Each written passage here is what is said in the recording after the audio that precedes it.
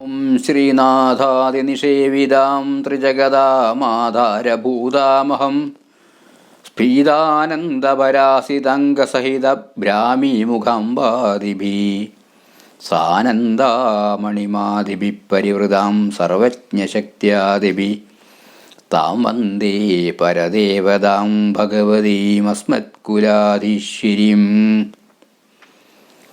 ലോകത്ത് ഏറ്റവും കൂടുതൽ വ്യക്തിസ്വാതന്ത്ര്യം, അതായത് സകല മാനവരാശികളെയും ഒന്നായി കണ്ട് ഓരോ മനുഷ്യനും അർഹതപ്പെട്ട എല്ലാവിധ സ്വാതന്ത്ര്യവും അനുവദിച്ച ഒരേ ഒരു തത്വശാസ്ത്രം, അല്ലെങ്കിൽ ഒരേ ഒരു മതം, അല്ലെങ്കിൽ ഒരേ ഒരു ദർശനം ലോകത്തുണ്ടെങ്കിൽ അത് ഹിന്ദു മതമാണ് എന്ന് നിസ്സംശയം നമുക്ക് പറയാം.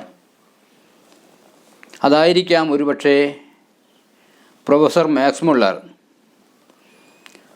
ഒരിക്കൽ പറയുകയുണ്ടായത്രേ, അദ്ദേഹത്തിൻ്റെ India what can it teaches എന്ന ഗ്രന്ഥത്തിലാണ് പറയുന്നതെന്ന് പറയപ്പെടുന്നു. ഞാൻ ആ ഗ്രന്ഥം വായിച്ചിട്ടില്ല. ബഹുമാന്യനായ വി പനോളി അദ്ദേഹത്തിൻ്റെ ആർഷസന്ദേശം എന്ന പുസ്തകത്തിൽ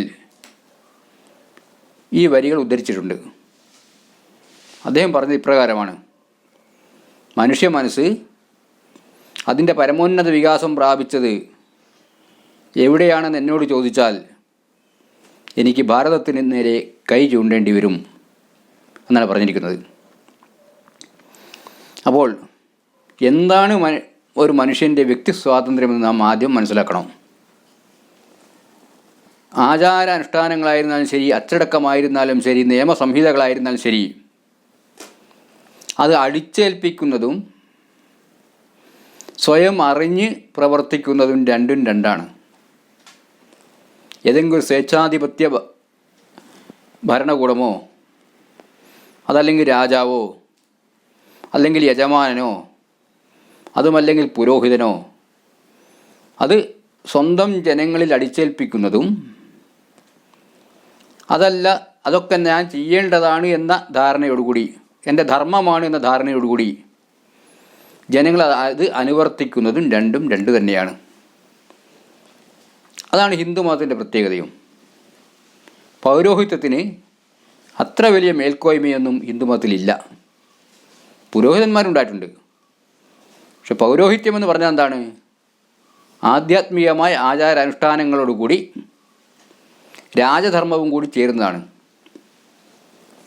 രാജധർമ്മത്തിൽ വലിയ സ്വാധീനമൊന്നും ഹിന്ദു മത ആചാര്യന്മാർക്കില്ല.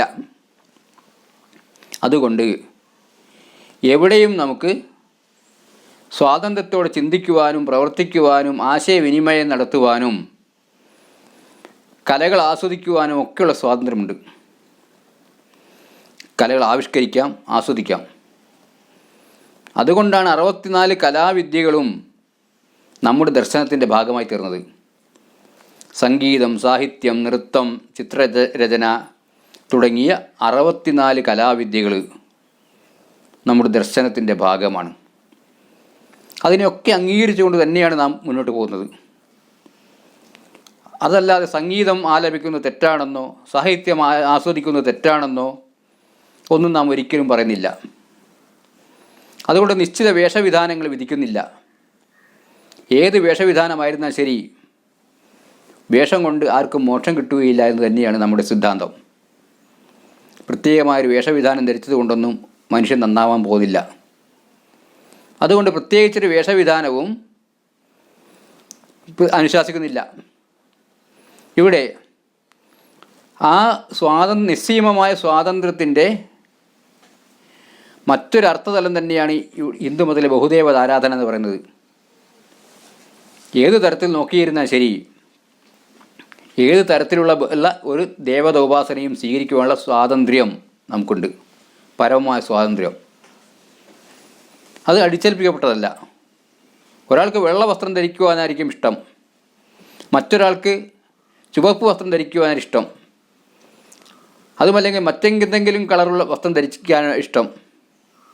അവർക്ക് അത് ധരിക്കുവാനുള്ള സ്വാതന്ത്ര്യമുണ്ട്. അതല്ലാതെ ദേഹം മുഴുവൻ മൂടിപ്പോച്ച് നടക്കണമെന്നൊന്നും ഹിന്ദുമതം അനുശാസിക്കുന്നില്ല. ഒരേ വേഷം ധരിക്കണമെന്ന് അനുശാസിക്കുന്നില്ല. ഒരാൾക്ക് ഇഷ്ടപ്പെട്ട വേഷം ഏതാവും ധരിക്കാം. ഇപ്പം എനിക്കിഷ്ടപ്പെട്ട വേഷം ഇതാകും, ഞാൻ ഈ വേഷം ധരിക്കുന്നു മാത്രമേ ഉള്ളൂ. അതേ കാവ്യവസ്ത്രം ഒരാൾക്ക് ഇഷ്ടമാണോ ധരിച്ചു കൊള്ളട്ടെ, ചുവപ്പ് ഇഷ്ടമാണോ ധരിച്ചു കൊള്ളട്ടെ. അത്തരത്തിൽ ഇഷ്ടപ്പെട്ട വേഷവിധാനങ്ങൾ ധരിക്കുവാനുള്ള സ്വാതന്ത്ര്യമുണ്ട്. അതുപോലെ തന്നെയാണ് ഇഷ്ടപ്പെട്ട ഭക്ഷണം കഴിക്കുവാനുള്ള സ്വാതന്ത്ര്യവും ഉണ്ടായിരിക്കണം. ആ സ്വാതന്ത്ര്യം കൂടി ഉണ്ടെങ്കിലേ സ്വാതന്ത്ര്യം പൂർണ്ണമായി തീരുകയുള്ളൂ. നമ്മെ സംബന്ധിച്ച് പറയുകയാണെങ്കിൽ ആശയവിനിമയത്തിൻ്റെ കാര്യത്തിൽ പരമമായ സ്വാതന്ത്ര്യമുണ്ട്.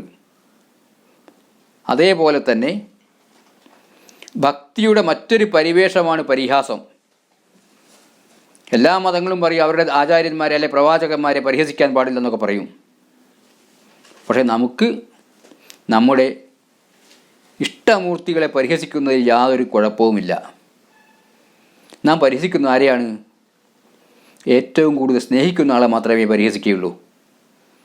നമുക്കിഷ്ടം ആരെയാണോ അവരെ നാം പരിഹസിക്കും.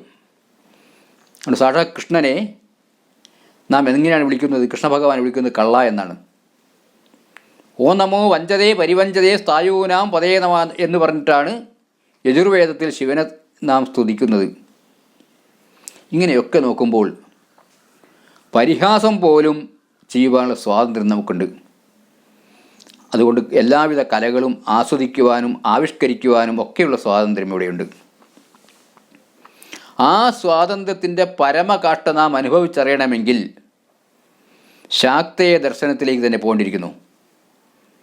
ശാക്തേയന്മാർക്ക് നിയതമായൊരു വേഷവിധാനമില്ല. എല്ലാവരും ചുവപ്പെടുത്ത് നടക്കണമെന്ന് പറയുന്നില്ല. എല്ലാവരും വെള്ളം എടുക്കണമെന്ന് പറയുന്നില്ല. എല്ലാവരും സസ്യാഹാരം കഴിക്കണമെന്ന് പറയുന്നില്ല. ഏത് തരത്തിലും ശരി, നിങ്ങൾക്കിഷ്ടപ്പെട്ട വേഷവിധാനങ്ങൾ സ്വീകരിക്കാം, ഇഷ്ടപ്പെട്ട ഭക്ഷണം കഴിക്കാം. ശുദ്ധിയുള്ള ഭക്ഷണമായിരിക്കണമെന്ന് മാത്രം. ഇഷ്ടപ്പെട്ട ഭക്ഷണം, അവിടെ മാംസാഹാരം കഴിക്കാം. വ്രതങ്ങൾ വേണമെങ്കിൽ അനുസരിച്ചാൽ മതി. അടിച്ചേൽപ്പിക്കുന്നില്ല, ഒരു വ്രതവുമില്ല. അടിച്ചേൽപ്പിക്കപ്പെടുന്ന ഒരു വ്രതവും ശാക്തേയത്തിനില്ല. അതേപോലെ തന്നെ ശരിയായ ഗുരു ഉപദേശമനുസരിച്ച് ആ ഗുരുശിഷ്യ ബന്ധവും വാസ്തവത്തിൽ എന്താണ്? ഒരു മാസ്റ്റർ ആൻഡ് സ്ലേവ് ബന്ധമല്ല.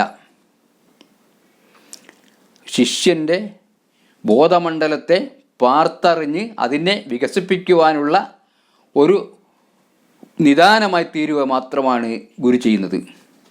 ആ ബോധമണ്ഡലത്തെ വികസിപ്പിക്കുവാനുള്ള നിമിത്തം മാത്രമാണ് അവിടെ ഗുരു. യഥാർത്ഥമായ ഗുരു ആരാണ്? സാക്ഷാത് പരമശിവനാണ്.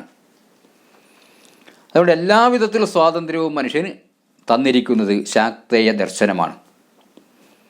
പലരും പറയും ഈ ലോകത്ത് നാം കഷ്ടപ്പെട്ട് ജീവിച്ചാൽ പരലോകത്ത് നമുക്ക് ശരിയായ സന്തോഷമുണ്ടാകും, എല്ലാ കാര്യങ്ങളും അനുഭവിക്കുവാൻ സാധിക്കുമെന്ന്. ആ സിദ്ധാന്തത്തോട് ശാക്തേയം യോജിക്കുന്നില്ല.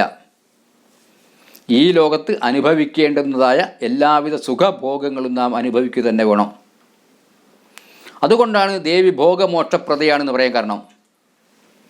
എത്രസ്തി ഭോഗോ നജതത്ര മോക്ഷ, എത്രസ്തി മോക്ഷോ നജതത്ര ഭോഗ, ശ്രീസുന്ദരി സേവനതൽപരാണാം ഭോഗശ്ച മോക്ഷശ്ച കരസ്ഥയേവ.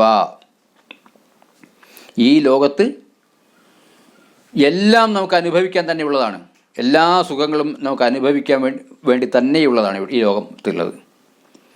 പക്ഷെ അവിടെ ധർമ്മത്താൽ വ്യവച്ഛേദം ചെയ്യപ്പെട്ട ഒരു സുഖാനുഭൂതി അനുഭവിക്കുവാനുള്ള സ്വാതന്ത്ര്യം നമുക്കുണ്ട്. അതും നിശ്ചയിക്കേണ്ടത് നാം തന്നെയാണ്. അതായിരിക്കാം ഒരു പക്ഷേ ശ്രീ നാരായണ ഗുരുദേവൻ പറഞ്ഞിരിക്കുന്നത്, അവനവൻ ആത്മസുഖത്തിനാചരിക്കുന്നവ അപരന് സുഖത്തിനായി വരേണം. എനിക്ക് എൻ്റെ സുഖത്തിന് വേണ്ടി ഏത് ആചരണവും നടത്താം. എനിക്ക് വേണമെങ്കിൽ 2 or 3 ദൈവങ്ങളെ സ്തുതിക്കാം. എന്താണ് തെറ്റ്? അതുകൊണ്ട് ഒരു ദോഷവും ലോകത്ത് ഇതുവരെ ഉണ്ടായിട്ടില്ല. ദൈവം ഒന്നേ ഉള്ളൂ, അത് ശരി തന്നെ. അഹം ബ്രഹ്മാസ്മി, അതല്ലേ ഏകം സത് വിപ്രാ ബഹുധാ വദന്തി എന്നൊക്കെ പറയുന്ന തത്വശാസ്ത്രം എന്താണ്? ആദി ചൈതന്യം അതൊന്ന് മാത്രമേ ഉള്ളൂ. അതാണ് ശാക്തേയത്തിൻ്റെ അല്ലെങ്കിൽ ഹിന്ദു മതത്തിൻ്റെ പരമമായ തത്വം അത് തന്നെയാണ്, ദർശനം അത് തന്നെയാണ്. പക്ഷെ ഒരാൾ 2 or 3 ദേവന്മാരെ സ്തുതിച്ചുകൊണ്ട് ഒരു ദോഷവും വന്നിട്ടില്ല. അതിനെ വിമർശിക്കേണ്ടെന്നാണ് ഭഗവാൻ പറയുന്നത്. അതാണ് പറഞ്ഞിരിക്കുന്ന ബുദ്ധിവേദം ജനയെ തജ്ഞാനാം കർമ്മസംഗിനാം എന്ന് ഭഗവത്ഗീതയിൽ പറഞ്ഞിരിക്കുന്നു. ഇത്തരത്തിൽ സകലവിധ സ്വാതന്ത്ര്യങ്ങളും നമുക്ക് അനുഭവിക്കാൻ തന്നിട്ടുണ്ട്. 64 കലാവിദ്യകളും നമുക്ക് അനുഭവിക്കാൻ തന്നിട്ടുണ്ട്. ആ കലാവിദ്യയിൽ തന്നെ വളരെ പ്രധാനപ്പെട്ടതാണ് സംഗീതവും നൃത്തവും.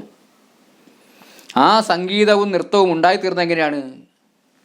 പരമശിവൻ്റെ താണ്ഡവത്തിൽ നിന്നാണ്. ആ പരമശിവൻ താണ്ഡവ നൃത്തം ചെയ്യുമ്പോൾ ദേവി ലാസ്യം ചെയ്യുന്നു. ആ രണ്ടും കൂടി ചേർന്നാണ് താളം ഉണ്ടായിത്തീരുന്നത്. ഈ താളമാണ് പ്രപഞ്ചത്തിൻ്റെ നിയമം. അതിനാണ് ഋതം എന്ന് പറയുന്നത്. പ്രപഞ്ചത്തിൻ്റെ ആകത്തുക അതാണ്. ഓരോ പരമാണുവിലും ചലിച്ചു കൊണ്ടിരിക്കുന്ന ഇലക്ട്രോണുകളും അതുപോലത്തെ സ്പന്ദിച്ചു കൊണ്ടിരിക്കുന്ന ന്യൂക്ലിയസും ഒക്കെ തന്നെ ആ ഋതത്തിൻ്റെ കണ്ണികളാണ്, ആ ചലനത്തിൻ്റെ കണ്ണികളാണ്. ആ ചലനമാണ് പ്രപഞ്ച നിയമം. ആ ചലനത്തെ സൂചിപ്പിക്കുന്നതാണ് ശിവതാണ്ഡവം. ആ ചലനമാണ് വാസ്തവത്തിൽ ലോകത്തുള്ള സകല കലകളുമായി തീർന്നിരിക്കുന്നത്. കല എന്ന വാക്കിൻ്റെ അർത്ഥം തന്നെ എന്താണെന്ന് വെച്ചാൽ, ക എന്ന് പറഞ്ഞാൽ സാക്ഷാൽ പരമശിവൻ എന്നർത്ഥം, ല എന്ന് പറഞ്ഞാൽ പൃഥ്വി, ഭൂമി. പരമശിവൻ തൊട്ട് ഭൂമി വരെയുള്ള 36 തത്വങ്ങൾ അടങ്ങിയതാണ് കല എന്ന വാക്കിൻ്റെ അർത്ഥം.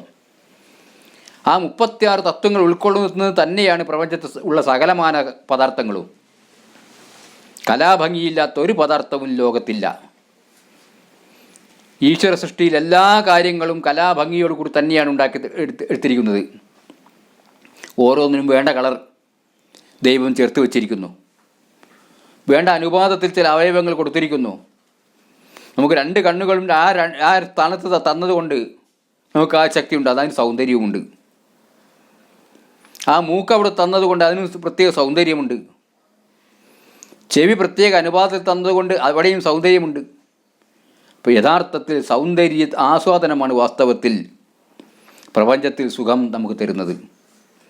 ആ സൗന്ദര്യം ആസ്വദിക്കുന്നത് തെറ്റാണെന്ന് കൗളധർമ്മം ഒരിക്കലും, അല്ലെ ശാക്തധർമ്മം ഒരിക്കലും പറയുന്നില്ല. യഥാർത്ഥത്തിൽ സംഗീതവും നൃത്തവും വാദ്യവും എല്ലാം ആസ്വദിച്ചുകൊണ്ട് ഈ പ്രപഞ്ചത്തിൽ പരമാവധി സുഖം അനുഭവിച്ചുകൊണ്ട് തന്നെയാണ് നമുക്ക് കൈവല്യസിദ്ധി കൈവരികയുള്ളൂ. അതാണ് ശാക്തേയത്തിൻ്റെ പരമമായ ദർശനം. അതുകൊണ്ടാണ് സൗന്ദര്യയിൽ ഒരു ശ്ലോകം പറയുന്നു, തവാധാരേ മൂലേ സഹസമയയാലാസ്യപരയാ നവാത്മാനം മന്യേ നവരസമഹാതാണ്ഡവനടം ഉപാഭ്യാമേതാഭ്യാം ഉദയവിധിമുദ്ദിശ്യതയാ സനാദാഭ്യാം ജജ്ഞീ ജനകജനനീ മജ്ജഗദിദം.